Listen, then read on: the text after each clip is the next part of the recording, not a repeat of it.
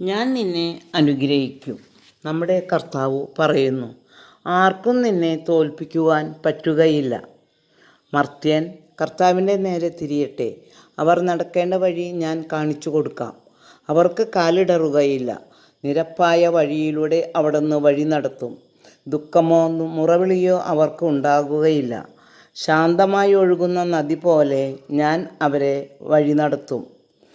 കർത്താവിൻ്റെ മഹനീയ പ്രവൃത്തികൾ സ്മരിക്കുവിൻ. എന്തുകൊണ്ടെന്നാൽ കർത്താവിനെ അന്വേഷിക്കുന്നവർ അവിടുത്തെ കണ്ടെത്തും. അവിടുന്ന് അവരെ അനുഗ്രഹിക്കും.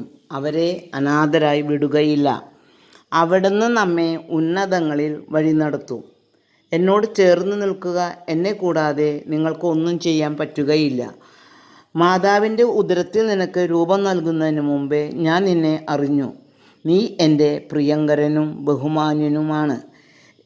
നമുക്ക് കർത്താവിൻ്റെ കരങ്ങളിൽ നമ്മെ തന്നെ സമർപ്പിക്കാം. ഞാൻ നിന്നെ രക്ഷിച്ചിരിക്കുന്നു. നിന്നെ പേര് ചൊല്ലി വിളിച്ചിരിക്കുന്നു. സമുദ്രത്തിലൂടെ കടന്നു പോകുമ്പോൾ ഞാൻ നിന്നോട് കൂടെയുണ്ടായിരിക്കും. നദികൾ കടക്കുമ്പോൾ അത് നിന്നെ മൂടിക്കളയുകയില്ല. അഗ്നിയിലൂടെ നടന്നാലും നിനക്ക് പൊള്ളലേൽക്കുകയില്ല. നമ്മുടെ കർത്താവാണ് നമുക്ക് വാക്കു തന്നിരിക്കുന്നത്. നമുക്കുള്ളതെല്ലാം കർത്താവിന് സമർപ്പിക്കാം. കർത്താവിൻ്റെ പാതയെ ചരിക്കാം. നമ്മൾ അവിടുത്തെ മക്കളാണ്. നമുക്ക് നമ്മുടെ അപ്പനോട് ചേർന്ന് നിൽക്കാം.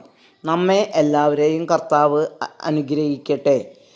നമുക്കെല്ലാവർക്കും നന്മ വരട്ടെ, നല്ലത് വരട്ടെ. ആമേൻ.